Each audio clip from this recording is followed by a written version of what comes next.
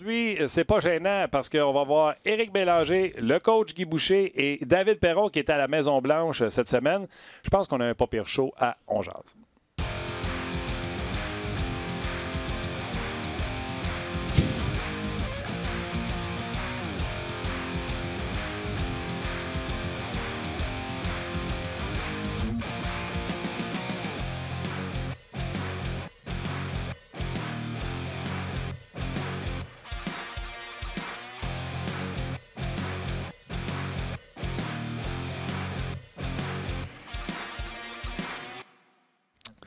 Bonjour et bienvenue à On Jase. Les poids lourds sont là. Je sais pas. Vous êtes bien habillés, les gars, aujourd'hui. Oui, merci. Je vous le pire, félicite. c'est un peu pour la même raison. Je fais le 5 à 7 tantôt, puis là, j'étais écœuré de me changer. Fait que là, Guy arrive avec son sou, le veston d'habit, la cravate, la petite veste. Là. Je dis, décroche. Il dit, ben là, je fais 3 soirs. Tu fais d'autres choses, toi? Ouais. Tu fais d'autres choses tantôt. Bon. Ben, c'est ça. Je fais pitié, je pense que je vais y aller. Bye. Ouais. On a de l'air un peu overdressed. J'ai hâte de voir Eric tantôt sur Skype. Là, tantôt, Eric, il se met tout le temps une belle chemise. Ben oui, il n'y a pas le choix parce que ça tient son micro. Oh, c'est pour ça. Ben oui. Sinon, un T-shirt, tu peux pas accrocher ton micro. Là, le défi pour Éric Bélanger, le faire en chess d'ici la fin de l'année. Ça va être tough. Hey, où il va mettre son micro? Bien, oui, ça va être difficile. Ça te va bien, le rose? Dis-moi pas ça. Non, mais avec le merveilleux décor, c'est parfait. J'étais pas supposé être rose. Il a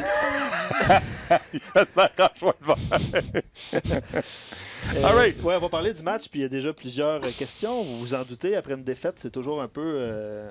Ouais, tu trouvais ça négatif hier, puis il avait gagné. Ben, c'est ça, on allait dire. Ouais. Il était super négatif hier après une grosse victoire. Fait que là, j'imagine aujourd'hui, ça va être l'enfer. Ça va te décaper, mais tu vas aimer mon préambule, je pense. Ah ouais? Ouais. Fait qu'allez-y de vos commentaires sur le match, sur qu'est-ce que Claude Julien doit faire. Papa, je présume que c'est ça que les gens ont envie de parler? Absolument. OK. JF, il dit Guy et Eric en même temps seraient de la pure folie. Oui, non, ça va arracher, c'est sûr. Ça va arracher, c'est sûr. OK, donc aujourd'hui, vous avez compris, c'est un super show bien rempli. Éric Bélanger et Guy Boucher en même temps. Fait qu'on n'a pas peur du risque.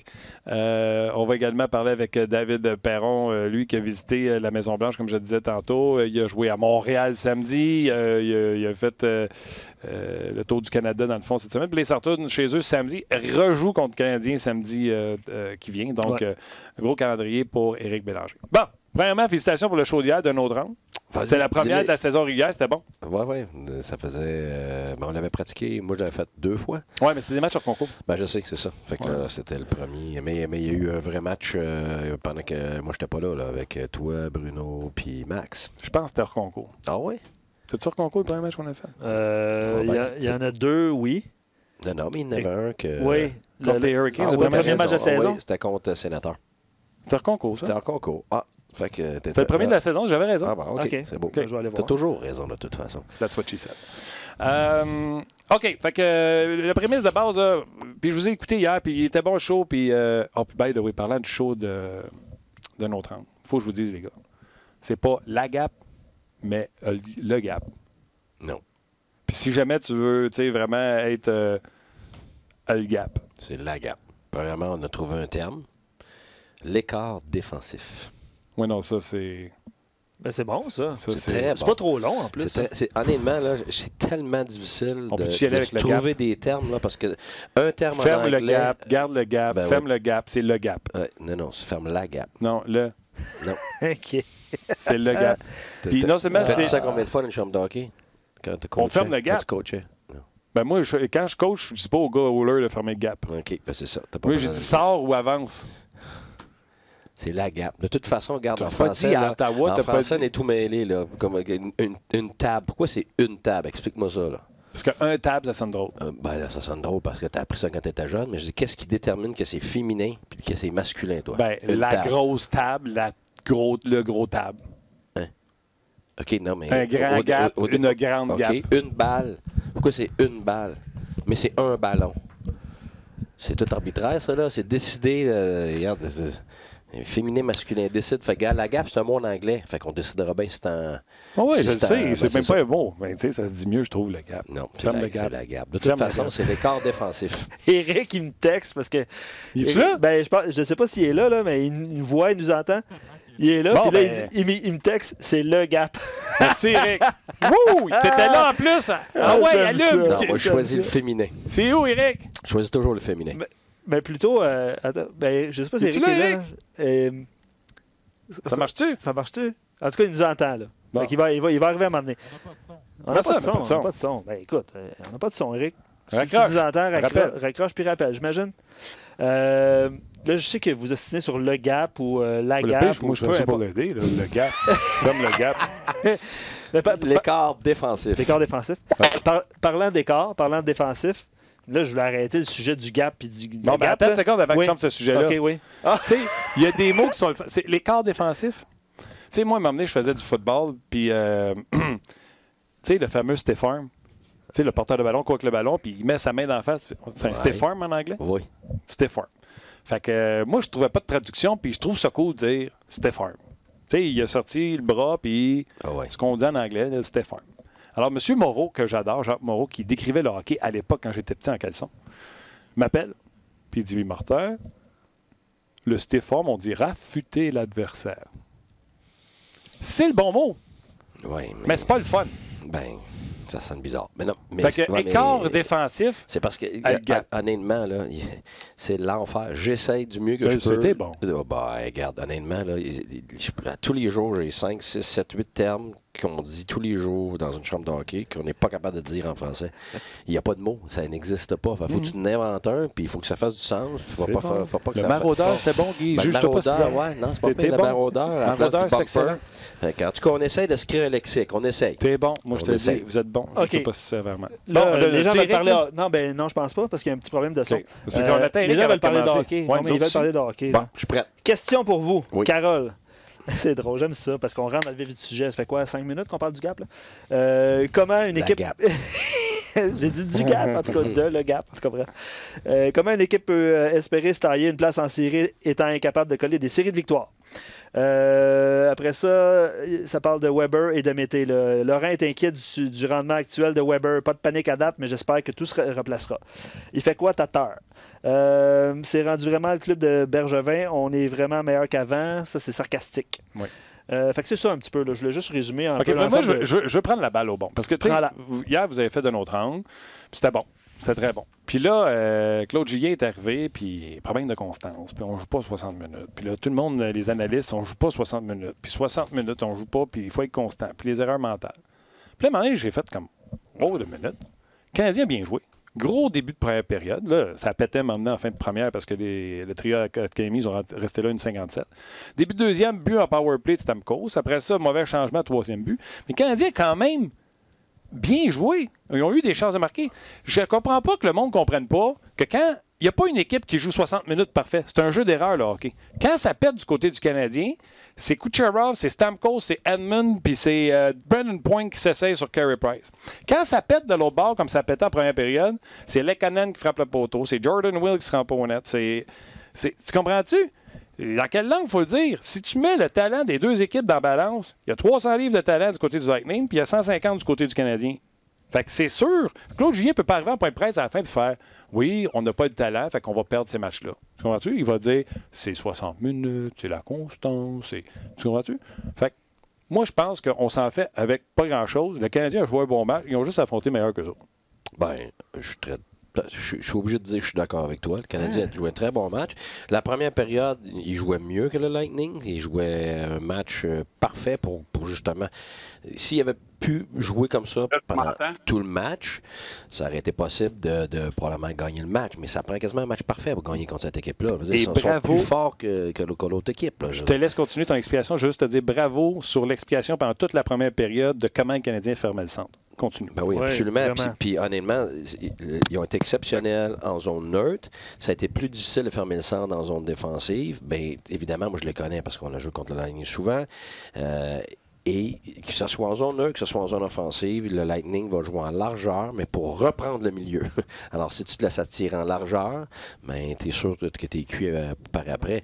Puis le Canadien a été vraiment bon en première période à empêcher toutes les entrées de zone du Lightning. Puis quand ça a été une entrée de zone qui a créé un but, bien évidemment, ça a été le mauvais changement. Puis en passant, les mauvais changements, là, c'est pas le coach, là. Sérieux, là, ça, c'est complètement Attends, ridicule. avant que tu comptes ça, là, parce que je sais où ce que tu t'en vas, on en a déjà parlé, puis tu en as parlé hier d'un autre. Laisse-moi accueillir Éric Bélanger. Salut, Éric. Salut, les boys. Le Gap ou la Gap? Moi, je dis close the gap, boys. Close the gap. Close the freaking gap. Fucking. Belle chemise, Éric, en passant. Oui, on est un beau trio aujourd'hui de chemise. Oui, ben écoute, puis là, tu vas aimer ça, coach Bélanger, parce qu'Éric est rendu coach au tour. Oui. Guy, il voulait parler, Éric, des changements, parce qu'on dit tout le temps qu'il y a une pénalité de banc, puis surtout de ce temps-là, on trouve que Claude Julien, on dirait que ça tombe tout le temps sur lui. Puis là, Guy, il y a une théorie sur... Tu sais ce qui est arrivé la dernière fois que tu as bu de la bouteille de vin. Guy a sa théorie sur les coachs qu'on blâme pour les changements au banc. Fait que je vais le laisser aller, mais après ça va être drôle de t'entendre parce que toi, tu as été le joueur, puis là, tu coaches.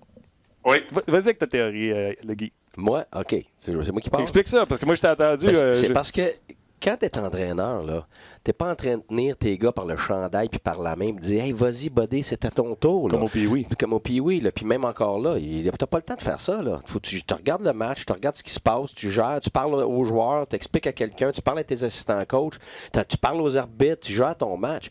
Tu colles ta ligne 2 minutes, 3 minutes, 30 secondes, 40 secondes en avance. Puis après ça, c'est à eux autres de gérer leur changement. Voyons non. Tu vois tout ça, toi, que, OK, vas-y, Lakaninen, t'es next. Puis là, il met main sur l'épaule, puis il attend que son joueur arrive au banc, puis vas-y, mon Lakaninen, c'est à ton tour, vas-y, embarque sur la glace.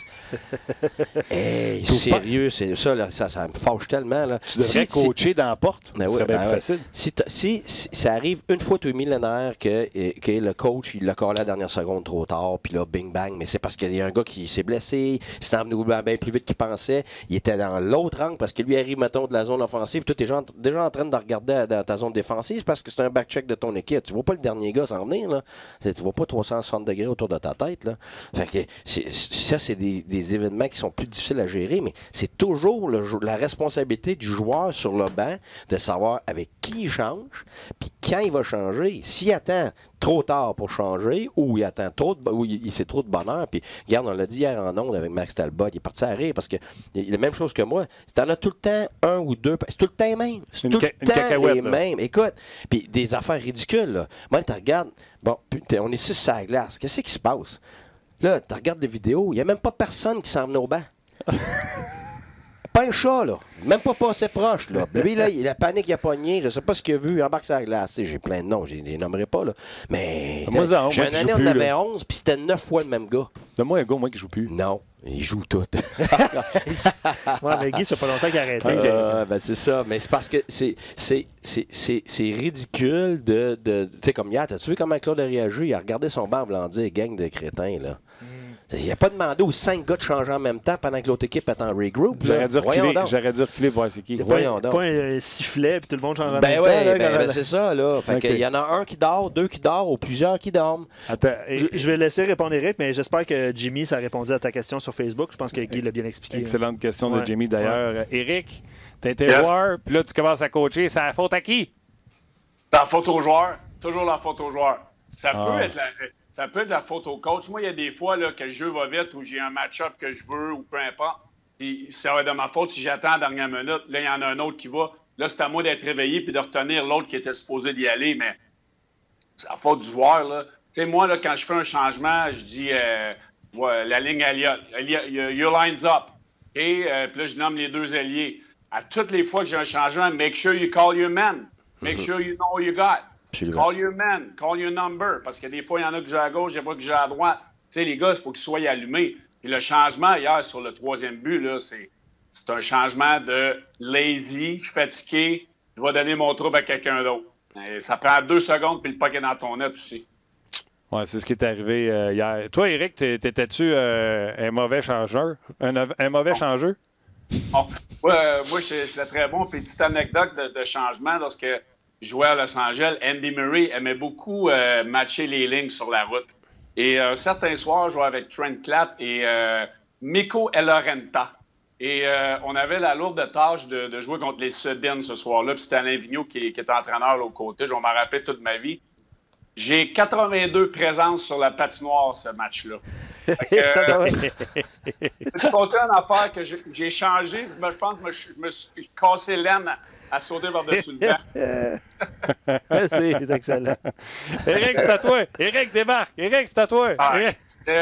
Sérieusement, on a tellement enlevé le rythme d'Océdine qu'on a enlevé le rythme à nous autres aussi. Je me rappelle pas du score, là, mais je peux dire une affaire que ça a été une expérience assez incroyable.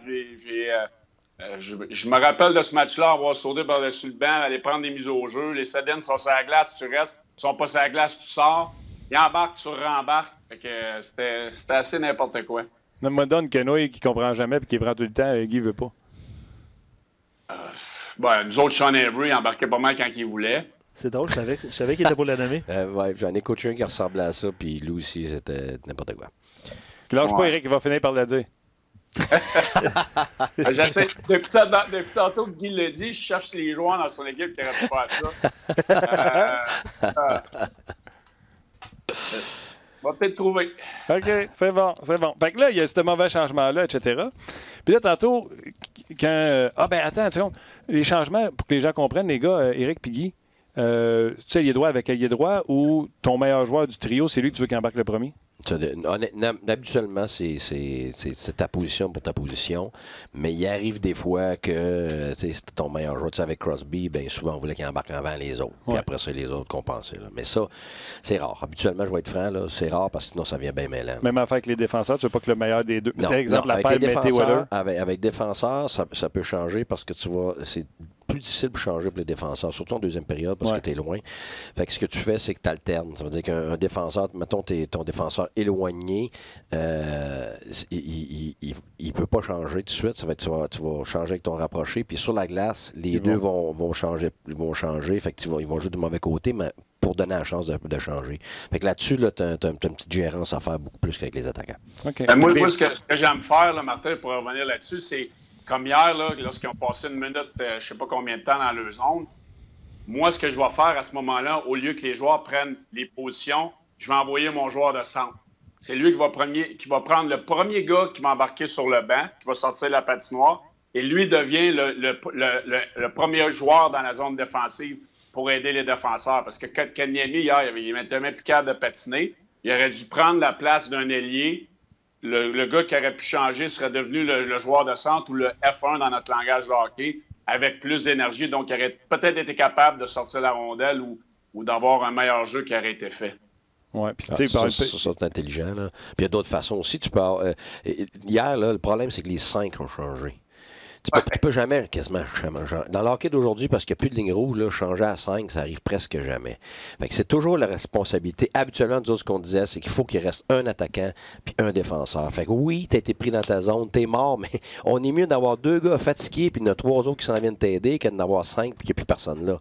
Fait que habituellement, tu demandes à un attaquant d'être en largeur puis un défenseur d'être dans le milieu ou vice-versa, mais tu couvres le côté large puis tu couvres le milieu. Comme ça, au moins, il n'y a pas de breakaway, puis t'as pas de gars qui partent à 2 contre 0 ou une entrée de zone comme hier là, qui s'est faite facilement. Là. Fait que tu sais, c'est pas juste qui change pour qui, mais comme équipe, tu as chaque entraîneur des règles là, qui fait en sorte que tu empêches des buts comme ça.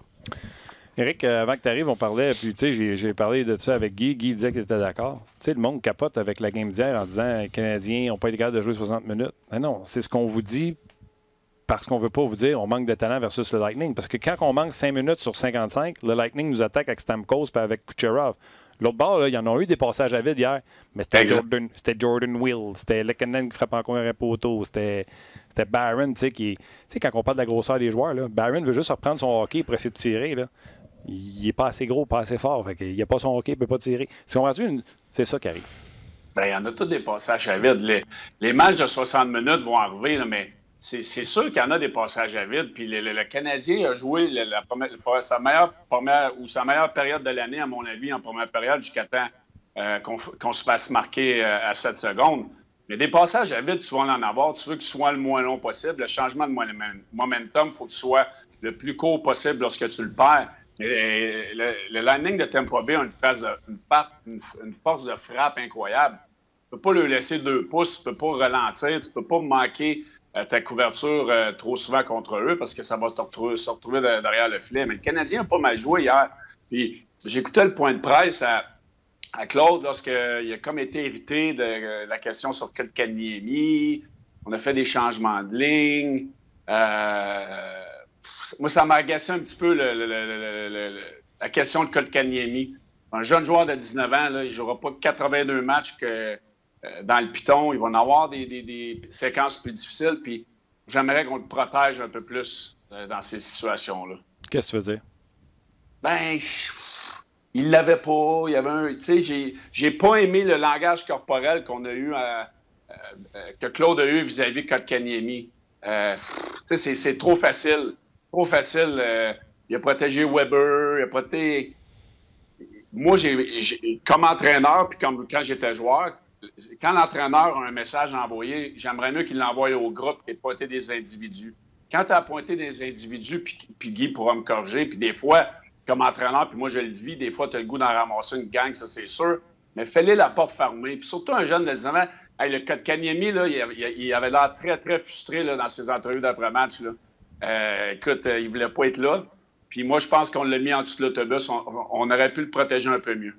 OK. Fait que ce que je comprends, exemple, quand la question a été posée au sujet de la paire de Weber-Mété, Claude Julien les a protégés en disant c'est pas juste les défenseurs, c'est une unité de 5, blablabla, blablabla. Et quand il est venu le temps de Kotkaniemi, tu aurais aimé ça qu'on inclut. Un peu comme vous avez fait, vous autres, d'un autre angle, quand tu as dit c'est pas Kotkaniemi, c'est la ligne. Tu as dit la preuve, c'est que Kotkaniemi, on le met sur le premier chiffre en troisième. Donc, il y a deux aspects dans ce qu'Éric vient de dire.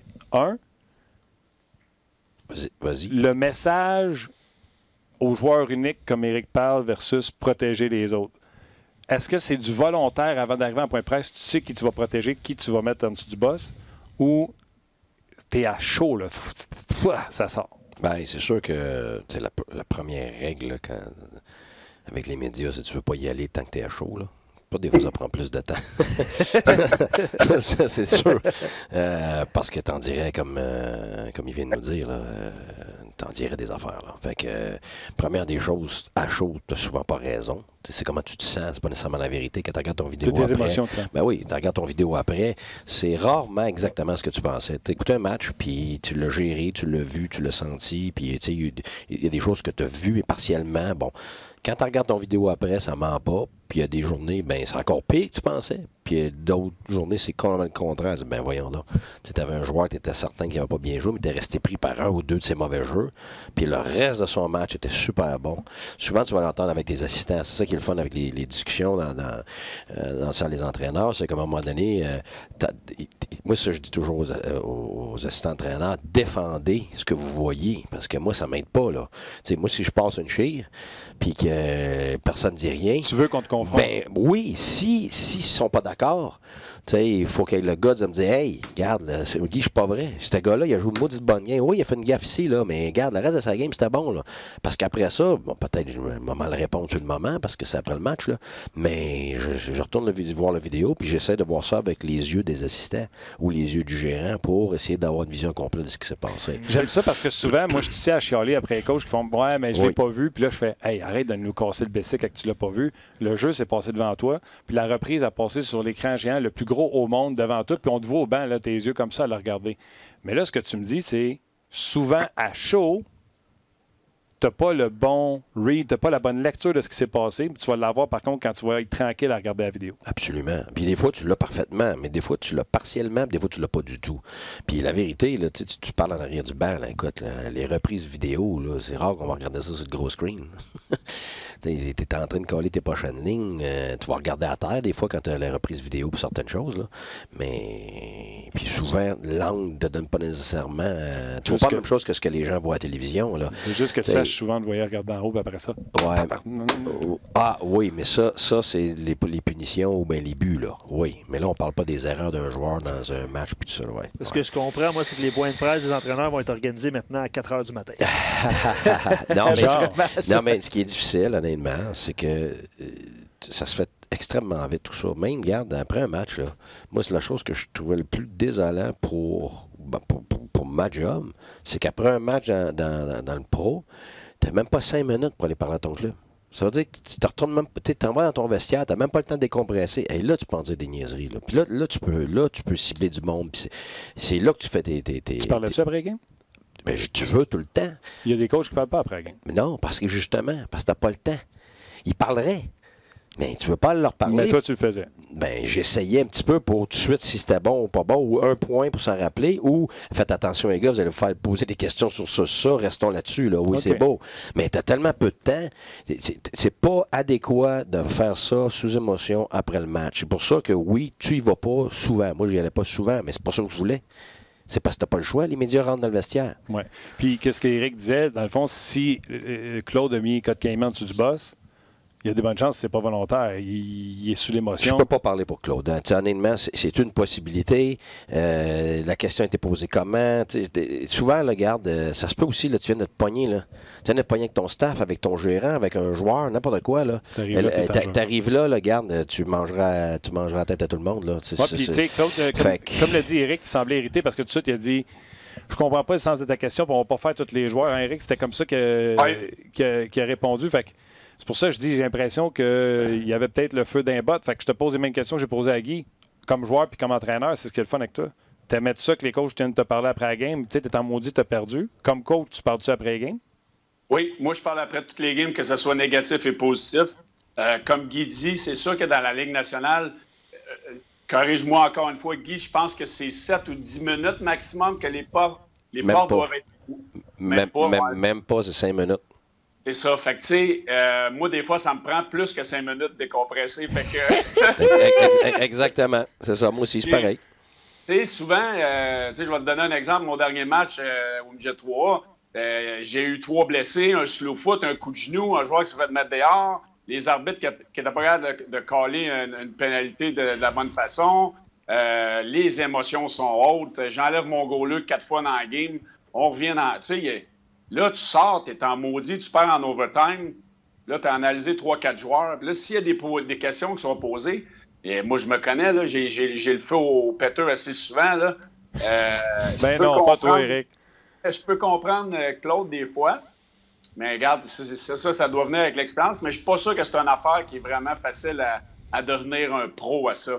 Parce que moi, j'aime ça voir des émotions, j'aime ça voir les vraies choses dites. Des fois, tu peux te mettre le pied dans la bouche solidement, mais il faut que tu aies le temps de décompresser. Mais moi, je pense que c'est important. Les gars, à cette heure, ils veulent savoir sur quel pied danser après un match. S'ils voient le coach en maudit ou s'ils le voient content, on s'en va où demain ou peu importe. Je pense qu'ils le demandent, mais comme Guy dit, à cette heure, la nouvelle réalité de la Ligue nationale, c'est les médias ont tellement de place que tu n'as pas le temps de gérer ta colère ou ta gaieté là, de la bonne façon. Honnêtement, tu ne gères pas ton équipe. Normalement, il faudrait que tu parles à ton équipe, mais tu ne peux pas la gérer. C'est pas le moment de la gérer à cause que les médias vont rentrer dans le vestiaire. Je suis quasiment en train d'aimer John Tortorella à cause de vous autres.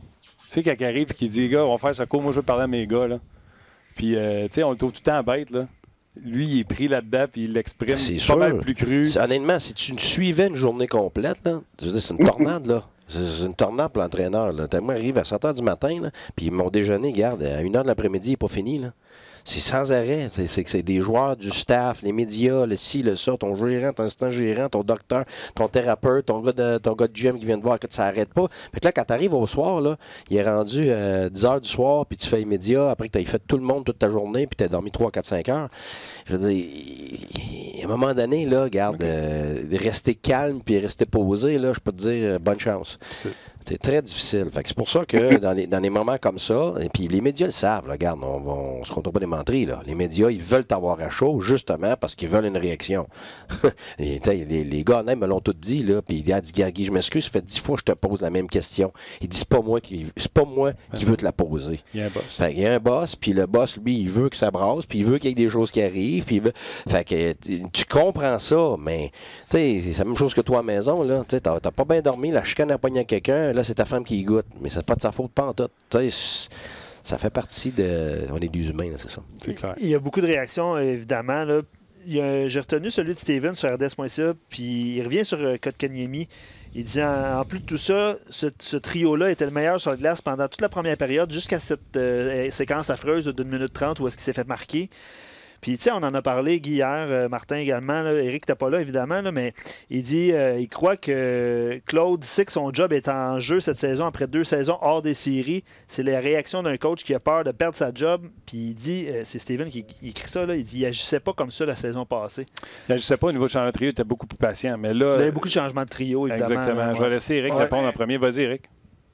Moi, je regarde le trio de Dano. Pourquoi il ne l'a pas démantelé? Ils ont eu un bon match cette année. Si c'est un trio, moi, à mon avis, qui devrait démanteler, c'est lui. J'aime pas ce trio-là. Oui, il a confiance en Dano et Gallagher défensivement, ce qu'il n'y a probablement pas avec Kotkaniemi encore, et Suzuki, et Drouin.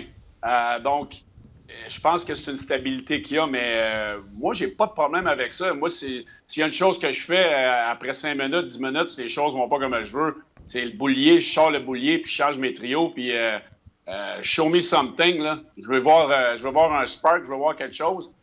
Claude le faisait moins avant, je pense qu'il le fait plus, puis moi, j'ai pas de problème avec ça. On l'a vu hier, il y a eu une réaction en plus. Le Canadien a dominé en 3e période. La deuxième moitié du match, on était à 19-1 d'un lancé à un moment donné. Donc, moi, j'ai aucun problème avec les changements de ligne du côté du Canadien ou n'importe quelle équipe à ce coup-là. Là. Je vous pose la question, les gars, parce qu'évidemment, je peux pas lire tous les commentaires que vous écrivez. Là, vous êtes nombreux. Les gens, moins, là, qui... Ben oui. Vas-y. Ben non, mais il y a plusieurs réactions. Là. Sylvain parle de Will, tout ça. Il y a beaucoup de questions sur les Lekonen. Puis pourquoi, en retard 3-1, ils n'ont pas réuni, on parle de changement de trio, ils n'ont pas réuni des gros canons pour essayer de remonter au lieu de mettre Will puis Byron. Mais le Canadien a dominé, il a changé le trio en 3e puis il a dominé. Absolument. Non, c'est ça. Moi, c'est parce qu'il faut faire attention. Là, c'est toujours la même chose. C'est toujours par rapport aux résultats. Exact. Sais-tu combien de fois que j'ai regardé des matchs où je les ai vécus, où ton équipe est pourrie puis tu gagnes? Puis après, là, tout le monde, médiatiquement, partisan, wow, on a joué un super match aujourd'hui. Non, t'as été pourri, mais t'as gagné pareil. Puis après ça, d'autres matchs où t'as été excellent, puis t'as perdu le match 3-2, puis là, c'est la fin du monde. Lui, il est pas bon, on aurait dû faire ci, pourquoi ça. Et c'est pas parce que le Canadien a perdu hier qui a joué un mauvais match. Écoute, c'est l'équipe qui est supposée gagner la Coupe Stanley. Le Canadien n'est pas rendu là encore, là, dans son développement. Le Canadien s'est pas fait sortir. Ben au contraire. Si tu me demandes la première période, la 3e période, je suis totalement d'accord avec tous ceux qui pensent que le Canadien était meilleur. Absolument. Ça veut dire que peut-être en 2e période, mais ils ont été shakés peut-être des buts qui se sont scorés rapidement. Ben oui, parce que c'est décevant. Puis là, le temps de se remettre dedans, puis tout ça. Moi, ce que Claude a fait, c'était super, là, changer ses lignes. Moi, Éric, je fais exactement comme lui. Moi, là, c'est 5-6 minutes. Là. C'est même pas une période. 5-6 minutes, là, ça dort. Là. Montrez-moi quelque chose. Si tu ne montres pas quelque chose, il qui prend ta place. Fait qu'il n'y a pas de zone de confort. Fait que moi, je suis 100% pour ça. Puis justement, la preuve était là. Il l'a fait l'autre fois. Ça a fonctionné. Il l'a fait encore là. Ça a fonctionné. Puis des fois, les lignes, c'est parce que les gens, ils regardent les noms. Les gros canons, les meilleurs joueurs, les tops, les si. Ouais, mais quand tu as toute l'information, là, il y a une raison pourquoi tu fais ça. Fait que toi, tu peux sais peut-être que lui est blessé, l'autre est malade, ou un des deux est venu te voir la journée d'avant, il dit là, j'en ai mon casse de jouer avec lui. Il fait pas de passe, ou bien il me tape ses nerfs, ou bien j'haïs ça parce qu'il défend pas, ou bien toutes les autres raisons qui font en sorte que toi, tu arrives dans le game, c'est ton meilleur joueur, puis il veut pas jouer avec l'autre top. Sais-tu combien de fois ça arrive, ça? Écoute, régulièrement dans le national ou dans le junior. Ben. Fait que là, toi, tu prends une décision qui a l'air de l'extérieur pas réfléchie, mais c'est le contraire. Tu y as pensé là, à ce duo-là que tu formes ou que tu défais. Il y a une raison pourquoi tu le fais. Mais c'est pour ça qu'il faut essayer de voir en arrière de l'évidence. Comment tu réagis à ça, Éric? Surtout, là, le bout, là, ce qu'on ne connaît pas là, d'un corridor qu'il faut que vous dealiez avec. Puis toi, tu l'as vécu comme joueur. Là, tu l'as vu des coéquipiers partir et dire « je ne vais pas faire qu'un tel » ou des affaires la même? Là. Ben, moi, je le vois dans le jeu de Domi. Il n'y a pas personne qui va me faire croire que Domi est heureux en ce moment. Il tombe sur la glace, il a de l'air frustré. Il a mangé un petit coup d'en face. On dirait qu'il venait de perdre 8 dents. Il est tout le temps maudit. Hein? Il a l'air en... J'ai pas dit le mot. Il a l'air en maudit. il a de l'air en maudit. Lui, là, il a de l'air à vouloir qu'il y ait quelque chose qui se passe. Donnez-moi des alliés qui sont capables de me donner la rondelle ou que quand je vais donner la rondelle, elle va être dans le filet. Tu vois que c'est un gars frustré en ce moment. Lui, il se dit, là, j'ai 72 points l'année passée, je suis le premier joueur, je joue avec le pire joueur offensif qui est Lekonen. Oui, il est bon sans la rondelle, mais il fait rien. Il a un but de soccer, il n'a pas rien à la mettre dedans. Là, il y a un jeune qui essaie de modeler, où il y a Will. Moi, c'est un joueur que j'aime quand même, mais tu sais, je veux dire, Will, c'est Will. Là, donc, pour lui, en ce moment, je vois beaucoup de frustration dans son jeu. Puis je suis persuadé que Claude est au courant de ça. Puis on a sûrement eu des conversations par rapport à ça. Puis oui, Guy a raison, ça arrive souvent. Tu le vois, même moi, quand je fais mes trios, là, puis je le mets sur le board, je vais voir tout de suite le langage corporel des gars. Tout de suite, je vais voir le langage corporel s'ils sont contents ou pas. Ah ouais, hein? Ah ouais. Puis juste pour votre information, les gars, puis pour nos auditeurs également, là, le trio de Tatar, l'entraînement était intact avec Dano Gallagher, Drouin, Kotkaniemi, Armia. Et là, Barron arrive sur la deuxième avec Domi et Lekonen. Et c'est Suzuki, le droitier, qui jouait à gauche en alternance avec Cousin. Fait que selon moi, malgré qu'on lui donne 5 minutes de power play par match, malgré qu'il n'a pas joué un mauvais match hier, d'après moi, on va profiter de la défaite de hier pour insérer Cousin dans le prochain match. C'est ça les changements présentement dans la formation. C'est Will qui est parti de la 2 à la 4. Barron, autre facteur. Toi, t'as dit, Guy, c'est un marqueur de 20 buts. Fait que les gens qui pensent que Barron joue sur une 4, c'est pas vrai, c'est un marqueur de 20 buts. Moi, je pense, vous savez, Barron a manqué des matchs dans la saison pré-saison. Là. Je pense, comme tu as dit, quand on n'a pas toute l'information, je pense que ce gars-là jouait une 4 parce qu'il était blessé. Ça se peut fort bien. Tu sais quoi, tu aurais probablement raison, mais tu sais, on peut pas, je ne veux pas dire que Guy Boucher a dit qu'il était blessé. J'ai pas dit ça, mais tu as raison. Il y a une raison pourquoi il était là. Puis des fois, ces gars, il est correct, mais il n'est pas encore tout à fait en fond. C'est pas tout à fait rétabli. Bon, puis tout ça. Mais regarde, Barron, moi, je peux te le dire, là, on jouait contre lui. Quand on affrontait le Canadien, c'était de lui que les joueurs avaient le plus peur. Parce qu'il patine tellement, il peut être en échappé à n'importe quel moment, même en désavantage numérique. Fait que, tu sais qu'il y a des bons joueurs offensifs de l'autre côté, mais celui-là, là, qui en anglais, on dit mettre une wrench dans dans ta roue, c'est Byron, parce qu'il est tellement rapide que même s'il n'y a rien qui se passe, bang, il est parti. Off the rush, fait que ça, ces joueurs-là sont l'enfer. C'est des torpilles. Moi, j'appelle ça des torpilles. Là. Si tu joues contre Détroit, c'est la même chose avec Athanasiou. Ouais. C'est la même chose. Il n'y a rien qui se passe, tu joues super bien, puis il part, puis t'en échappé. Ça, c'est l'enfer, parce qu'il faut tout le temps ses talons quand tu joues contre des joueurs comme ça. Fait que moi, Byron, j'ai toujours aimé, je l'ai même adoré, puis c'est un gars que tu peux mettre à toutes les sauces, puis il est capable de jouer avec les meilleurs joueurs définitivement. Fait que regarde, ça me surprend pas du tout, là, d'où ce qui est. Puis tu sais, quand tu regardes les jeunes Suzuki, là, tu sais, Suzuki, on a entendu parler toute la journée, puis tu sais comment je l'aime, puis il est intelligent, puis tout ça. Mais, tu sais, il a la glace, là, je m'excuse, là. Écoute, il a même joué contre la meilleure ligne en partant game. Après ça, il s'est retrouvé sur l'avantage numérique. Mais tu sais, à un moment donné, c'est quand est-ce que l'entraîneur il a le droit de changer sa ligne? Il joue pas mal. Je regarde des choses, mais il n'y a pas de point. Je regarde dans New Jersey, Hughes, là. Ouais. Ben, l'entraîneur, là, il est menotté. Il a comme pas le choix de faire jouer le jeune. Puis, écoute, il joue pas bien. Il coûte des matchs certains. C'est parce que des fois, même il va te le coûter, pas parce qu'il fait quelque chose de mal, c'est parce qu'il fait pas assez de choses bien. Je vais donner un exemple. Suzuki, sur l'avantage numérique hier. Il a eu la rondelle sur la palette. T'aurais voulu qu'il one-time quelque fois. C'est ça différent. Ouais. Comment ça se fait que le Pichu a scoré de là, lui? Parce qu'il a one-timé. Comment ça se fait que Stamkos, là? Parce qu'il a lancé sur réception. Mais c'est pas juste qu'ils sont capables, ils sont exceptionnels à le faire. Le jeune, lui, gars, il l'a arrêté 2 fois. Ouais. Puis il a fumblé. Puis après ça, il a essayé de faire une pause. Puis ça. Mais c'est la différence. Le Canadien, il était super sur ces 2 avantages numériques-là. Les gars à bonne place, les bons jeux, la rondelle s'est promenée. Qu'est-ce qui manquait? Les lancers au filet. Pour moi, il y a lui qui a manqué, puis il y a Weber qui a manqué le filet souvent sur son lancer, mais c'était les bons jeux. Alors, est-ce que tu veux blâmer Suzuki? Tu peux pas blâmer Suzuki, là. C'est un jeune, il va apprendre, il faut qu'il apprenne. Vas-y, Eric. Moi, quand j'observe le match, je vais faire la même chose. On l'observe avec nos jeux de coach, puis je regarde le désavantage numérique du Canadien qui a beaucoup de misère.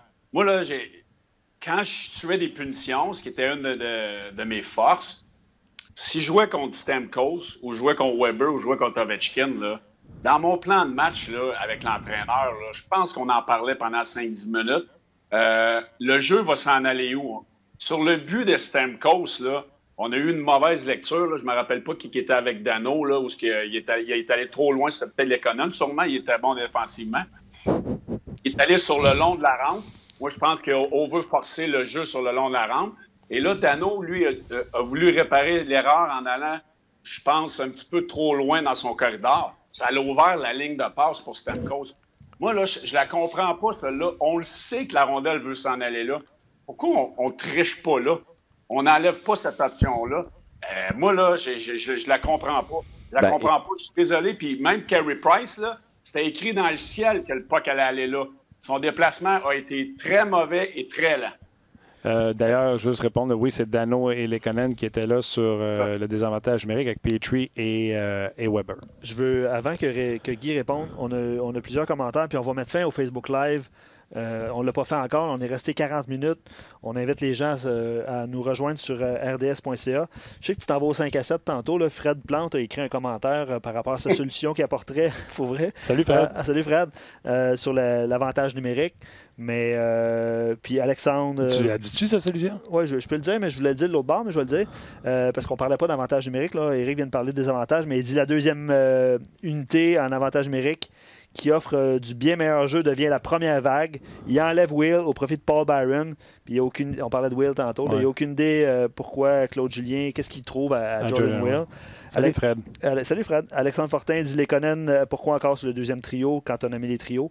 Bref, on répond à toutes ces questions-là de l'autre côté sur RDS. Avant de laisser partir Guy et Eric, parce que David Perron s'en vient, on va leur poser la fameuse question sur le duo Mété-Weber. Donc, venez nous rejoindre sur rds.ca. Merci, Martin. On raccroche. On raccroche. Non, c'est toi. Je ne sais pas si... Je viens d'avoir quelque chose passé sur Internet comme quoi l'assistant directeur général, assistant general manager Tom Fitzgerald will join John Hines on the ice today. Serve as an assistant coach. C'est bizarre, hein? À Jersey. Ouais. Oh, OK. Ouais.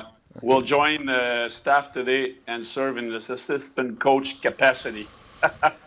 Ouais. Puis je veux rajouter un autre élément d'information qui n'a pas rapport avec les Devils, là, mais notre collègue Luc Gilna est à l'entraînement.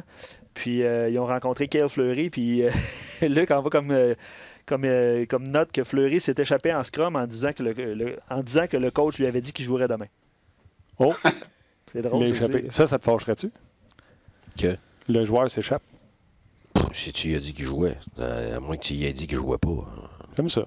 J'aime ça de l'honnêteté. C'est ça. Voilà. OK, les gars, parlez-moi du duo Mété-Weber. J'ai l'impression que ça fait des manchettes un peu partout, puis pas trouvé ça si pire que ça. Là. Même en début de troisième, c'est encore ce duo-là. Oui, ils se sont fait marquer, là, mais... Je te dirais que les gens trouvent ça si pire que ça. OK, bien mettons, je comprends. Je connais pas le hockey, les gars. Dites-moi, parce qu'en entraînement, ils sont encore ensemble.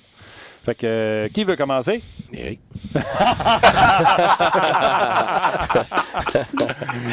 J'aime ça, Guy. Ben, écoute, moi, là, si je te...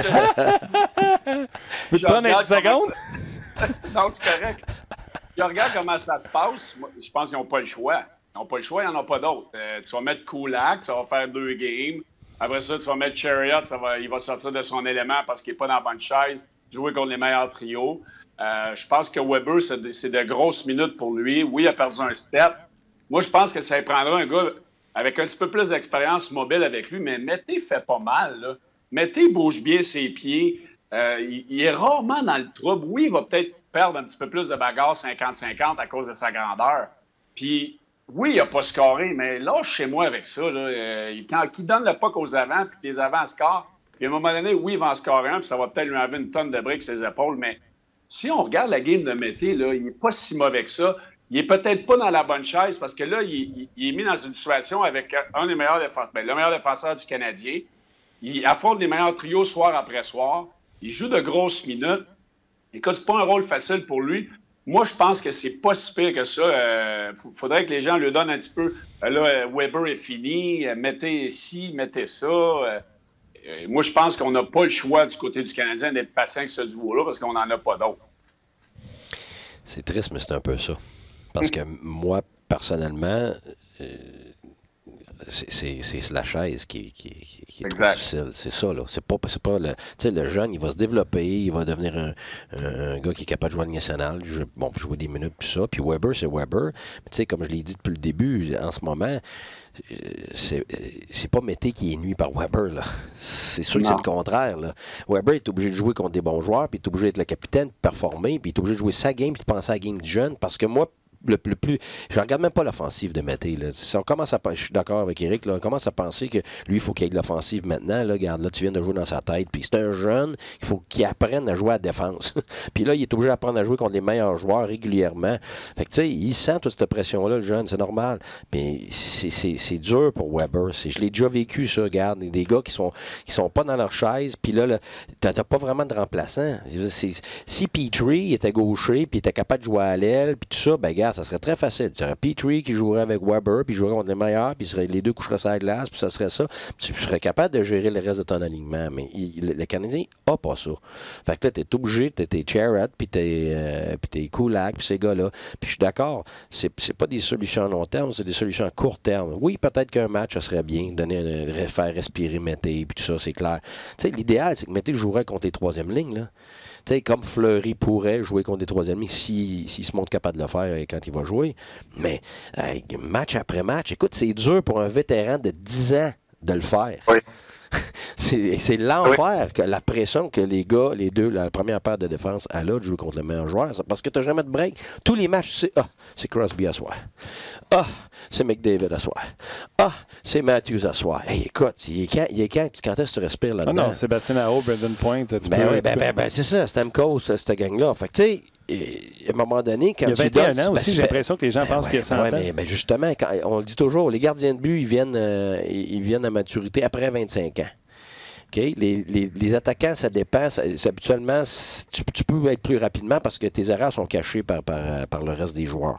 Okay? Mais les défenseurs, là, c'est 24, 25, 26 qui commencent à vraiment être aussi bons qu'ils vont l'être. Okay, c'est un flow. Il y a 21 ans. C'est beaucoup plus facile de cacher. C'est beaucoup plus facile de cacher un jeune attaquant qu'un jeune défenseur. Oui. Le défenseur, tu ne peux pas le cacher. Et là, Mété, comme Guy dit, puis qu'est-ce qu'on dit depuis tantôt, c'est qu'il n'est pas dans la bonne chaise, puis il est dans des situations beaucoup trop vite dans sa carrière. Puis moi, je trouve qu'il fait bien, le jeune. Moi, je pense qu'il est correct. C'est juste pas bonne place. C'est ça. Pour le niveau de difficulté qu'il a, il fait le mieux qu'il peut. Mais c'est sûr que ça a un effet sur le reste de l'alignement. C'est normal. Si tu regardes le match, moi, c'est pas son offensive. Il patine. Oui, il va avoir des turnovers, tout ça. Mais en général, avec la rondelle, ça va. Oui. Puis c'est défensivement. Il n'est pas grand. Son reach n'est pas grand. Son bâton. Fait que la distance de travail autour de lui n'est pas grande. Fait que là, ça veut dire qu'habituellement, oui, c'est sûr, ces gars-là, ils ont plus d'offensive. C'est pour ça que petits sont capables, comme des Girard, ces gars-là, mais c'est pas ce style de joueur-là. Ça va être un style qui va faire les jeux simples, à répétition, puis qui va bien, parce qu'ils pensent bien la game. Mais en ce moment, c'est pas une question qu'ils pensent pas bien, c'est que c'est dur un contre un. Les gars sont gros, les gars sont vite, les gars ont de l'expérience. Lui, une fraction de seconde ici. C'est tout normal, mais c'est magnifié en ce moment à cause de son rôle. À cause qu'il est exposé. Ben oui. Mais son gap, c'est bon. Sa gap, ouais, c'est ça. Je vais reposer la question à Éric parce que les gens réagissent puis Mété, c'est correct, ils comprennent vos explications, mais c'est pas Mété qui inquiète les gens, c'est Weber. Oui, mais Weber, il est influencé parce qu'il joue avec Mété. Toi, là, si tu t'en vas là, dans le bois là, avec tes chums, là, puis t'es ton petit frère avec toi, puis tu sais que tu peux pas le laisser tout seul, là. Bon, ben, tu joues à la guerre, là. Tu joueras pas de la même façon, là. Tu vas être obligé de traîner ton petit frère, puis tu courras pas aussi vite, puis tu te cacheras pas aux places que tu voudrais, puis tu feras pas tu oseras pas faire ce que tu ferais normalement tout seul, là. Et t'es obligé de traîner ton petit frère. Fait que tu fais attention, tu penses pour lui, ça va pas bien, mais t'es là pour le réconforter. Mais t'es pas en train de t'occuper de toi, là. T'es en train de t'occuper de l'autre. Fait que c'est dur, là. C'est extrêmement difficile de faire ça. OK, ben écoute, je vais suivre plus. Je vais courir plus vite, Guy. C'est vrai, hein? Éric, ça va? Ça va super bien. All right. On te laisse aller, mon chum. C'était belle fun. On a eu du fun. Si jamais tu penses à un gars qui ne sait pas compter jusqu'à 5 et qui change au mauvais moment, tu nous le dis. Comment t'as dit ça? Tu sais, notre gars, notre cacahuète qui ne sait pas quand changer. Hein? Ouais. Tu n'as pas trouvé? Non, je l'ai pas trouvé encore. J'aurais dit Hoffman, peut-être. Pour Guy, tu cherches, toi. Ben oui. Pour Guy, mais il est bon. Pour Guy, t'as un bon choix. Hoffman, là. Moi, je dis rien. On a eu quelques suggestions d'auditeurs tantôt. Après moi, on a quelque chose, là, Éric. Là-dessus, je te laisse te sortir de ce pétrin-là. Salut, mon chum, c'était le fun. C'est sûr que si je vois Guy en studio, à un moment donné, c'est ma première question que je pose. C'est sûr, c'est sûr. Après qu'on se soit fait un câlin. Exact. All right, buddy, attention à toi. Bonne semaine à tout le monde. Salut. Eric, à qui on parle le vendredi habituellement, mais je pense qu'il voyage à Gatineau cette semaine, donc il n'était pas disponible vendredi. On l'a fait aujourd'hui, puis on va le retrouver vendredi prochain. Horaire midget 3. Ouais, exact. Tu es bouché? Oui. C'était le fun? Oui. Ouais. C'était le fun. C'est super. On ne répétera pas le nom qu'on a dit. Hein. Ouais, non. C'est un one-shot. Tu l'auras pas. Là, tu veux qu'on appelle David, hein, c'est ça? Ouais, David, du texte Je me ferai pas pogner. Je suis pas sous l'émotion. Je suis très calme. Ouais. Mets une chemise rose. Ouais, non, mais t'as l'air zen, Guy, pour vrai. Mais, tu sais, je veux dire... non, mais les gens font des... Tu sais, on le sait, là, c'est après une défaite, on le sait, après une défaite, c'est comment. Oui. Puis là, il y a des textes, puis il y a des entrevues, puis on analyse. Puis c'est correct, là. Ça fait partie de la game. Puis on s'appelle On Jase, nous, Martin. Fait que c'est... Mais, tu sais, François pose la question, est-ce qu'on essaie un autre défenseur? Denis dit Bobby Ryan, excuse-moi. Est-ce qu'on essaie un autre défenseur? Est-ce que Mété va jouer avec Petrie? Est-ce que ça a bien été, Martin, Mété Petrie l'année passée? Dans tes souvenirs? C'était Kulak Petrie qui allait bien. OK. Pas Mété, hein? Puis, tu sais, il y a aussi... Ça dépend de l'équipe contre qui tu joues. T'sais. Des fois, tu vas avoir des paires de défense que tu changes selon l'adversaire. Exemple, tu joues une équipe extra rapide, mais tu aimes peut-être mieux avoir Petrie avec un autre gars rapide pour qu'on la première ligne. Tu joues une équipe qui est physique comme Saint-Louis, ben tu veux peut-être avoir un autre gars physique pour jouer avec Weber. Tu sais, tu as différentes combinaisons que tu peux essayer, mais c'est sûr que le Canadien n'a pas la même profondeur à la défense qu'ils ont à l'attaque. C'est pour ça qu'à l'attaque, tu vois plusieurs changements, parce que tu as la possibilité de le faire, tu n'as pas peur de le faire non plus, parce que il y a de la qualité un petit peu partout, tandis qu'à la défensive, c'est sûr qu'il y a des gars en devenir. Mété, c'est un gars en devenir. Il y a 21, on oublie. Ben oui, mais c'est ça. Ouais. Que... Je prends un commentaire de Jacques, puis je sais que tu en as parlé. Je sais que tu en as parlé d'un autre angle hier. Il dit, à titre d'exemple, Jacques, il dit ça, là, il dit, mettez McDonough avec Weber, puis là, on verrait si Weber est un défenseur fini, parce que je sais que tu as vanté beaucoup Ryan McDonough et son match hier, parce qu'il a joué 26 minutes. C'est un exemple. C'est très bon défenseur. Ouais, absolument. All right, c'est le temps d'aller rejoindre notre ami David Perron. Salut David, comment ça va? Salut Martin, ça va super bien, toi? Oui, écoute, je suis accompagné de Guy, je le laisse partir. C'est bon. Ok, cool. Merci, messieurs. Guy, tu connais David? Ben oui. Gagnant de la Coupe Stanley. Gagnant, félicitations pour la Coupe. Puis moi, je l'ai vu tout jeune jouer pour Lewiston. Puis honnêtement, là, félicitations. C'est dans tes années, ça, mais écoute, c'est une grosse félicitation pour deux raisons. Un, parce que c'était un petit gars qui avait du talent et tout ça, mais tu voyais qu'il avait besoin de maturité. Puis écoute, le chemin que tu as fait, là, autant hors glace que sur la glace, parce que je t'écoute dans tes entrevues, puis évidemment, je te vois jouer. Je suis extrêmement impressionné. Vraiment, là, c'est dans les plus belles histoires que moi j'ai vues dans les dernières années. De n'importe quel joueur qui part d'un point A pour se rendre à ce point-là, autant individuellement que collectivement. Ah, c'est toute une histoire, le champion de la Coupe Stanley. Oui, superbe. Beaucoup de maturité. Félicitations. Ben, regarde, je sais pas trop quoi dire, mais merci beaucoup. Puis, évidemment, là, je suis content de mon parcours. Puis, je pense que je suis d'accord avec toi là, avec le parcours que j'ai eu. Ça avait vraiment travaillé mon caractère à bas âge, mais j'avais quand même besoin de travailler sur d'autres côtés. Puis, justement, le côté, là, si tu veux, professionnel, d'apprendre toute la game hors glace, sur la patinoire, tout ça. Les gars, ils ont fait un travail incroyable aussi avec moi à Saint-Louis. Ils m'ont aidé beaucoup au travers des années. Puis je pense que le fait d'une certaine façon, le fait de changer d'équipe quelquefois m'a fait voir différentes perspectives aussi. Qu'est-ce que je faisais de bien, qu'est-ce que je faisais de moins bien. Puis j'ai travaillé sur moi-même. Puis je suis content où j'en suis rendu aujourd'hui. Ben, félicitations. Fait que moi, je m'en vais. Fait que bonne chance pour les années. Ben, parfait. Merci, Guy. OK, bye-bye. Bye, Guy. Bye-bye. Puis c'est vrai, hein, David, pour vrai, nous, on se connaît depuis un petit bout. On avait fait un magazine d'hockey ensemble, tout ça. Des fois, les gens, vous êtes comme une carte d'hockey. Ils ne vous voient pas vieillir. Si on prend n'importe quel jeune adulte de 21, 22, 23, puis on te mettait aujourd'hui à l'âge de 31, ça serait la même chose qu'on dirait. Là. Ah, c'est fou, hein? Regarde, t'as absolument raison. Je pense que la réalité frappe tout le temps. Je m'en rappelle quand Dato qui avait un peu annoncé sa retraite de la Ligue nationale. Puis moi, c'est un de mes joueurs préférés en grandissant. Dans ma tête, il avait encore 27 ans. Même chose, je pense, pour les jeunes aujourd'hui qui rentrent dans la Ligue avec Crosby. Tranquillement, pas vite, ils tombent des joueurs plus vieux dans la Ligue, etc. Donc, c'est impressionnant de voir que au travers des années, le parcours de chaque joueur peut être différent. Puis, je pense que ça a été la même chose pour moi. On dirait dans ma tête, quand je suis rentré dans la Ligue nationale, tu t'établis, tu fais un spot, puis après ça, ben, sans dire que tu vis là-dessus toute ta carrière, mais tu continues de travailler, évidemment, mais j'ai vraiment dû à modifier plein de petites choses au travers de ma carrière pour rester un joueur, si tu veux, important dans une équipe. Puis je suis content du travail que j'ai fait, puis je suis certain que c'est pas fini.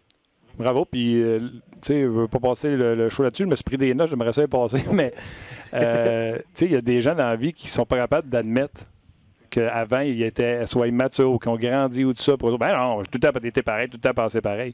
De l'avouer aussi candidement aussi, le chapeau à toi. Là.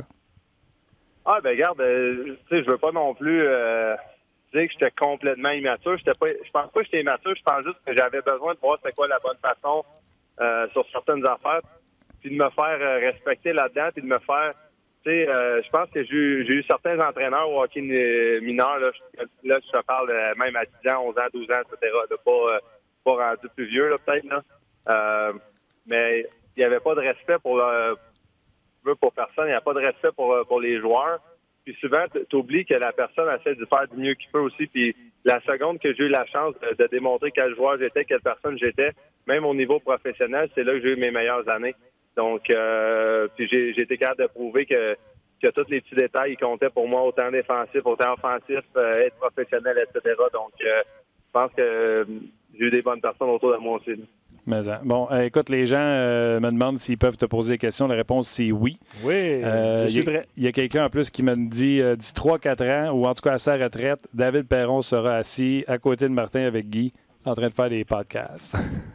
Il n'est pas correct, lui, 3-4 ans, voyons. C'est pas vrai. Regarde, une affaire que mon agent m'a toujours parlé, puis excuse si je te coupe sur sa question, tu la répéteras après, là, mais mon agent m'a toujours dit, quand tu signes un contrat, tu sais jamais si c'est ton dernier. Fait non seulement financièrement, toutes sortes de façons, tu te prévois pour ça, mais je pense qu'aussi mentalement, tu sais jamais. Puis encore plus moi, justement, encore une fois, pour ramener mon parcours, quand j'étais à Pittsburgh, ça allait pas si bien que ça.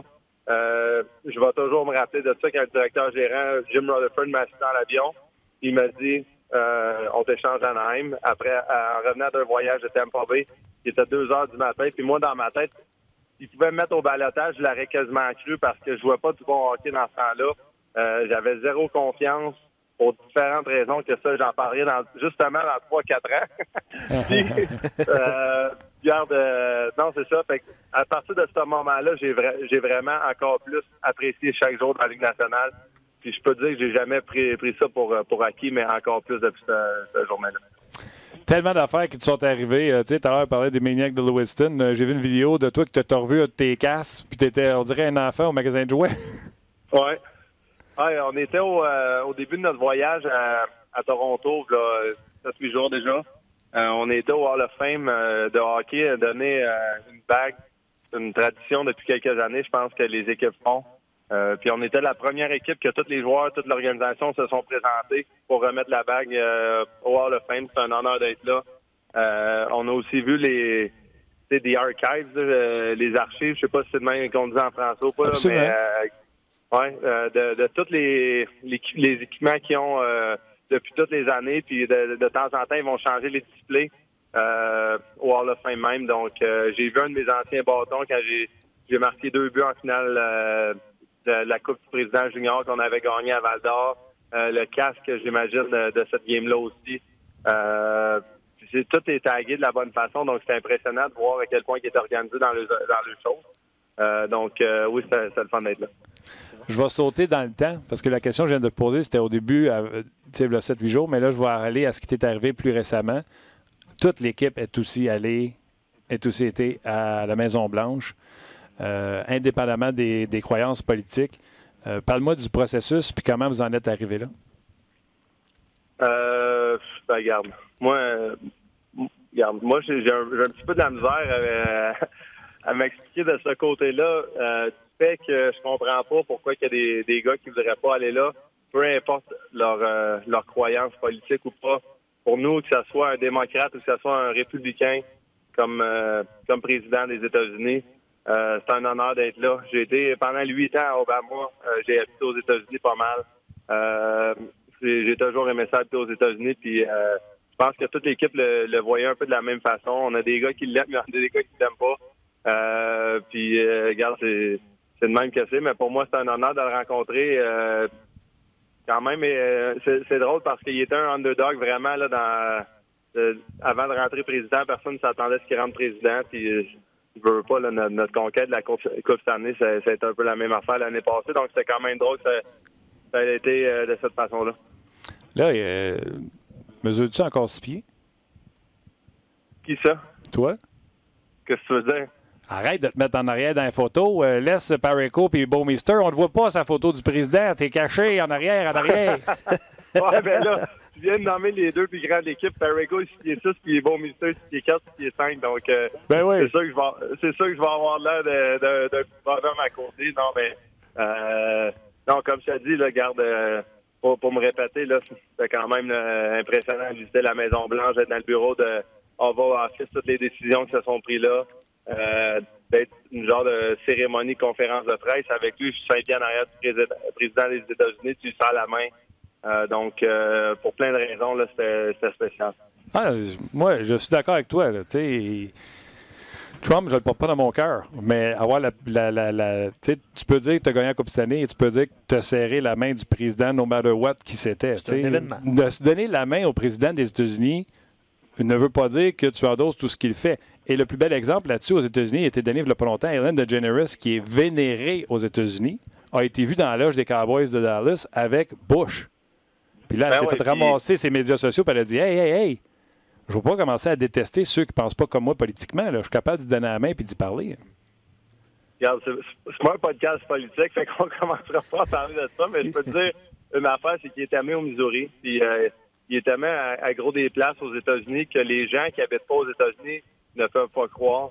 C'est quand même spécial de voir ça aller. Il y a beaucoup de propagande des deux bords qui se passe. Mais je vais laisser ça de même, ça ne me fait rien d'embarquer là-dedans. La seule affaire que je peux te dire, c'est que c'était quand même un honneur d'avoir été là. Ça aurait été la même chose, peu importe. Je veux dire, pour nous de gagner la Coupe cette année, c'est un rêve d'enfance. Puis quand on est invité à quelque part, peu importe où, ça va être un honneur. Ils vous font-ils une petite visite ou c'est juste à peu près ce qu'on voit ces médias sociaux qu'ils vous font? Ils ont fait une visite là, de pas mal toutes les salles c'est possible de voir, j'imagine. Honnêtement, là, Martin, j'ai aucune idée comment ça marche là-dedans. Puis c'était juste le fun, comme tu dis, que toute l'équipe se présente. Même affaire pour le Hall of Fame, on s'est fait dire que c'était la première fois que toute l'équipe se présentait, quand on était là en plein milieu de cérémonie. Donc, ça aussi, c'était spécial. Oui, puis parenthèse aussi, vous avez amené la petite Leila, puis Al McInnes était là. Il y a bien des gens à l'extérieur de votre équipe à qui vous avez fait profiter de ça. Oui, exactement. Tu sais, la petite Leila fait partie de notre histoire de la conquête de la Coupe cette année. Puis, évidemment, je pense que c'est de notre côté, autant que la politique, le sport, c'est deux choses, mais je pense qu'encore une fois, quand tu te bats pour ta vie, c'est une autre affaire encore plus différente. Puis elle inspire beaucoup de gens de sa façon. Donc, je pense que c'est plus dans cette optique-là qu'on voit ça. Puis nous autres, on se compte chanceux de faire qu'est-ce qu'on fait, on se compte chanceux de faire l'argent qu'on fait, etc. Tout qu'est-ce qu'on a dans la vie. Mais je pense qu'on est toutes des bonnes personnes, on est tous conscients qu'il y a plein d'autres affaires qui se passent dans le monde. Puis d'avoir la petite là, c'est le fun aussi. Bon, là, je reviens à mes questions de hockey. J'ai fait l'aparté parce que tu avais parlé que toute l'équipe était là. Merci, me faire peur, là. Arrête, on va avoir du fun. On en a eu, là. J'ai deux excellentes questions d'auditeurs. Vas-y. Je vais avant? Ah oui, absolument. OK. David, tantôt, tu parlais de ton parcours, tout ça. On connaît un peu ton histoire. Puis il y a Pat qui pose une question sur Samuel Blais. À quel point il est rendu bon. C'est sûr que le parallèle est boiteux. C'est pas le même parcours que vous avez connu. Mais parle-moi de Samuel Blais, son début de saison. Premièrement, Samuel Blais, selon moi, il n'est pas rendu bon. Il était déjà bon avant. Je pense que l'affaire qui est différente veut pas cette année, c'est qu'il y a une meilleure opportunité puis il a vraiment pris sa chance. Donc, je suis vraiment content pour lui de ce côté-là. Sam, ça a toujours été un joueur offensif de qu'est-ce que j'ai entendu, même au niveau junior. Puis même, le monde doutait un peu de sa présence physique, etc. Puis nous autres, moi, depuis que je le connais, Sam, il a quand même, je pense qu'il a pris ça un peu dans la Ligue américaine, justement avec Craig Berube à Chicago, de ce qu'il me dit. il a dû avoir à jouer plus physique pour avoir plus d'opportunités. Puis je pense que même s'il est encore jeune, même s'il apprend encore beaucoup de choses, il a tout le temps été un bon joueur offensif. Puis là, il prend sa chance. Donc, on espère que ça va continuer de même pour lui puis pour notre équipe parce que jusqu'à date, il y a une belle impact. D'avoir des jeunes qui poussent de même, je pense que ça amène de l'énergie à tout le monde. Ça amène de l'énergie aux vétérans. Les gars qui rentrent dans la chambre, ils ont de l'énergie. C'est des funny guys puis c'est le fun d'être autour d'eux autres. Écoute, moi, je vais te donner. C'est toi le premier qui nous en a parlé de Samuel Blais, et avec beaucoup d'éloges l'an passé. Ouais. OK, des petites questions hockey que j'ai pris en regardant tes matchs cette semaine. Je t'ai regardé à Toronto, je t'ai regardé contre le Canadien. J'espère que tu n'as pas regardé contre Montréal trop. Oui, je l'ai regardé comme il faut. On l'a analysé 4 fois. Qu'est-ce qui s'est passé? Je sais pas. J'ai aimé toutes mes games cette année, sauf celle-là jusqu'à date. Donc, j'étais un petit peu déçu de... Des fois, il y a des games de même, ça clique pas, la rondelle ne tourne pas pour toi, peu importe quoi. On a peut-être pas... Je pense qu'en tant que trio, en tant qu'équipe, on n'a pas investi dans notre game d'équipe qui nous fait qu'on a du succès. Une équipe comme le Canadien, qui ont des petits joueurs, qui travaillent fort, qui sont déterminés autour de la rondelle. Faut vraiment essayer de les ralentir, faut vraiment embarquer encore plus dans notre game. Puis on n'a pas été capable d'imposer notre rythme. Ils ont joué une bonne game, regarde, on va leur donner ça aussi. Mais non, c'est ça, regarde, j'ai vraiment pas aimé ma game côté personnel. J'ai pas eu d'impact dans le match, mais tu sais, en même temps, sur 82 games, ça arrive, puis c'est le même joueur. Le pire, c'est que moi, je m'étais pris une note. Écoute, un duel contre Shea Weber, tu l'avais reculé, toi. Tu sais, il te poussait contre la bande, puis tu t'es créé de l'espace, puis tu es sorti avec la rondelle. Puis après ça, vous avez décidé de vous donner des cross-checks, un et l'autre. Puis d'après moi, au cross-check, il a gagné. Son bâton est un peu plus stiff que le mien, là, mais regarde... Tabarouette! Non, mais des fois, justement, ça fait partie de ce que je viens de te dire. J'aimais pas ma game, puis des fois, d'aller faire des petites confrontations de même, ça peut te mettre un peu émotionnellement, un peu plus dedans. Monter ton niveau de compétitivité. Regarde, on fait pas juste des choses à l'aveuglette sur la patinoire. Là, on est conscient de ce qu'on fait par moment, puis c'est ça que j'ai essayé de créer. J'ai essayé de créer une petite étincelle de mon côté pour essayer de trouver un peu mon énergie, mes jambes, puis pour peu importe la raison. Comme je te dis, sur 82 matchs, il y en a peut-être une dizaine de games dans l'année que ça ira pas bien, puis tu sais l'expliquer pourquoi. Là, j'avais quand même d'énergie en début de game, tout ça, mais ça n'a pas bien été. Non, écoute, j'ai pas trouvé ça super. Après ça, tu allé te repogner avec Chariot comme si tu n'en avais pas assez. Parle-moi de le challenge qui n'a pas été pris sur Gallagher. Tu étais surpris? Tu penses-tu que c'est la nouvelle conséquence que si c'est pas bon? Moi, à 7 minutes, pour pas être 2 buts en arrière, je disais dans mon salon, call-les, tu sais. Ouais. Bonne question. Regarde, c'est sûr que sans le 2 minutes, c'est un challenge, évidemment. Mais je pense que ça devenait un petit peu plate. Là. À un moment donné, ça ralentissait la game un petit peu trop. Les arbitres commençaient à lousser, donner un peu plus de temps aux entraîneurs de checker leur affaire avant de caller un challenge. Moi, de la reprise que j'ai vue vite du banc, je trouvais que l'entraîneur a fait une bonne décision de notre côté. C'est de la misère à croire qu'il aurait reviré la décision avec plus de reprises vidéo. Donc, pour cette raison-là, je pense qu'il a fait de la bonne décision. Mais encore une fois, de l'autre côté, peut-être qu'il voyait que notre énergie en tant qu'équipe n'était pas incroyable. Il y a plein de choses, Lucie, sûrement qui se passent dans sa tête. Là. S'il voyait qu'on jouait une excellente game, mais qu'on n'avait pas juste les bons bandes, peut-être qu'il aurait fait le challenge, peut-être qu'il aurait, je sais pas, là, il y a plein de décisions qui se passent dans sa tête. On jase. Oui, vas-y. Ouais, je sais que vous avez été déçus par la défaite, tout ça, mais tu en avais parlé en ondes avec nous autres par rapport à David, à Jonathan Drouin, puis que les gens... J'y ai pensé. J'ai dit fallait bien que David en parle avec éloge, que Joe joue un bon match contre vous autres. Je sais pas si vous avez été témoin de cette ovation-là qui était réservée à Jonathan, ou puis qu'est-ce que tu en as pensé si ça a été le cas? C'est comme s'il t'avait écouté, man. Ouais. Regarde, je l'ai vu vite passer sur les médias sociaux, puis encore une fois, en tant que Québécois, je trouve ça important que les gens supportent les autres Québécois, puis je fais la même chose au travers de tous les joueurs dans la Ligue nationale. Pour moi, c'est un honneur de jouer avec Samuel Blais, puis que ça soit un jeune, d'essayer de l'aider le plus possible dans sa carrière pour essayer de faire un impact. Puis je crois la même chose pour les partisans Oui, envers leurs joueurs au complet, là, mais encore plus envers les Québécois. Je suis certain qu'il y a des moments plus difficiles pour Joe qui se sont passés dans sa tête. Je me répète, je pense pas que de single out un joueur dans un camp d'entraînement, quand le gars, ça fait 6-7 ans qu'il joue dans la Ligue nationale, c'est la bonne affaire à faire.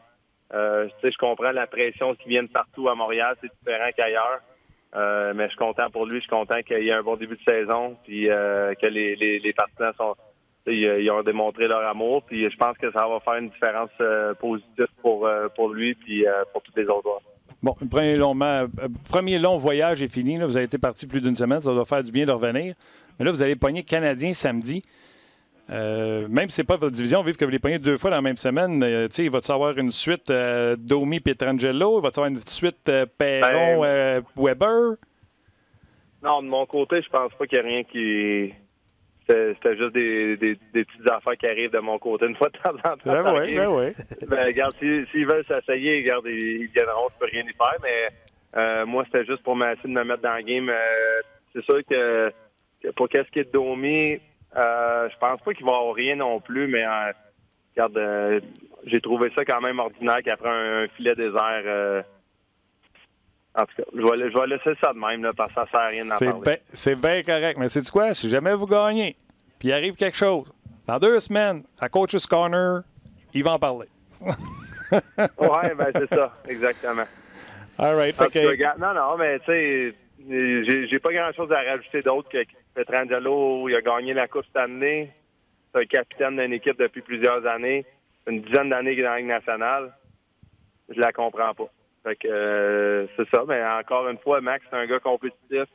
Il aime ça quand les autres l'aiment pas. On dirait que c'est là que ça drive son énergie.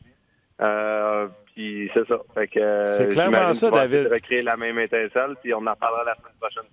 C'est ça, c'est exactement ça. Quand ça marche pas, lui, il s'en va se pogner avec quelqu'un, ça le met dans la game. Fait que c'est ce qui le drive. Ouais.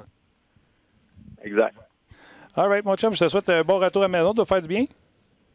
Oui, non, exactement. C'est le fun. Je pense que la page était tournée sur notre championnat, mais là, avec le Hall of Fame, la visite de la Maison-Blanche, le voyage, il était quand même long. T'sais. On a juste joué 4 games, on était beaucoup sur la route, on a passé gros du temps ensemble, on a eu un vol de plus à aller à Washington après la game de Highlanders. Donc oui, même si c'était juste 4 games, là, ça a paru pas mal plus long. Puis là, regarde, c'est officiel. On parle plus de l'année passée, puis on move forward. On est une équipe comme les autres dans la Ligue nationale, puis il va falloir travailler aussi fort que tout le monde, si c'est pas plus, pour essayer de recréer du succès pour notre saison. OK, une petite dernière. Changer d'idée, une petite dernière. Moi, mettons, je serais coach, là, puis j'aurais la chienne, tu sais, je vous aurais gardé à Ottawa en journée de vendredi pour être sûr. Mais qu'est-ce que vous avez fait après Ottawa? Vous êtes venu à Montréal. Qu'est-ce que l'équipe fait? Toi, c'est différent parce que tu as de la famille, je présume? Bon, on est arrivé à 2 heures, en voulant dire. On a pris l'autobus après la game. Il n'y a pas eu le temps de faire rien. Mais on est quand même passé 3-4 jours à Toronto. Là. Fait qu'on est arrivé dimanche, puis on est parti mercredi pour le match de jeudi à Ottawa. Donc, les gars ont eu du temps pour avoir du fun ensemble. Puis, même chose après le match de New York. C'était un match d'après-midi. On était à Washington. On était voir le match de baseball des Cardinals contre les Nationals. Voir la défaite du match numéro 3 des Cards. Mais c'était quand même le fun. Ça fait peut-être 8-9 stades que j'ai vu dans ma vie jusqu'à date. Puis c'est intéressant d'en avoir un nouveau. Les Cards nous ont supporté énormément pendant notre conquête de la Coupe Stanley. Donc, on a essayé d'être là pour eux autres, puis clairement, on n'a pas eu le même effet. Sur eux autres, ça n'a pas bien été. Non, c'est ça. Une 2 séries qui s'est terminée. C'est plate parce qu'en plus, tu as vu la défaite de Jake Flaherty qui avait une belle histoire qui a tourné ses médias sociaux. All right, mon David, super. Écoute, je suis super content un matin que tu m'aies texté de dire midi 45, je vais te faire ça. J'étais surpris. Je savais que tu étais à Saint-Louis, fait que je pensais que c'était trop tôt pour toi, mais je suis content. Oui, bien, regarde, la raison que ça a marché pour moi, c'est que notre pratique, c'est 1 heure plus de bonheur aujourd'hui. Donc, souvent, quand on a un match le mardi, ben le lendemain, notre pratique va être 1 heure plus tard. Donc là, c'est un petit peu plus difficile pour moi. Mais regarde, le plus possible, on va essayer. Puis peut-être même faire un FaceTime un jour là, pour vraiment amener un autre aspect. Oh yes, les gens aimeraient beaucoup ça, c'est certain. Un gros merci, David. Bonne semaine pour Sergence. Bonne game samedi contre les Canadiens. Parfait. Merci, Martin. On se parle la semaine prochaine. Bye. OK, bye. C'était David Perron. S'il est là, on vient de recevoir un commentaire. David est sans filtre à chaque question. Vraiment, j'ai un immense respect pour lui. C'est le genre de commentaire qu'on a reçu pendant cette entrevue-là. Je pense que c'est un show assez complet. Un show comme aujourd'hui. Ça s'est tiraillé, ça s'est bousculé. J'ai envie de célébrer un show. C'est ça. Célèbre pas trop loin parce que tu es. Moi, je suis attaché. Voilà. Merci d'avoir été là. On va mettre fin tout de suite à l'émission, mais ça a été excellent. Partagez le contenu. Il y a des extraits qui vont rouler. Envoyez ça à vos amis. Faites connaître le show. C'est de même que ça fonctionne. Tu as raison. Hein? C'est bon. Merci, Luc. Tu as été excellent. Merci. Je n'ai même pas posé la question. Qui est aux médias sociaux? Écoute, là, on est quel jour? Là? On est mercredi. C'est Tim qui était là ce matin. Tim ou Rock? Non, mais c'est Tim qui était là. Tim, salutations. Et c'était Olivier et Roxane qui étaient là à la mise en ordre. Olivier et Roxane. Merci à tout le monde. On se rejase demain en vue du match du Canadien contre le Wild du Minnesota. La bonne nouvelle là-dedans, c'est que le Wild sont bons de ce temps-là pour perdre. Donc, le Canadien a des chances. On se rejase demain pour une autre édition de On jase. À demain.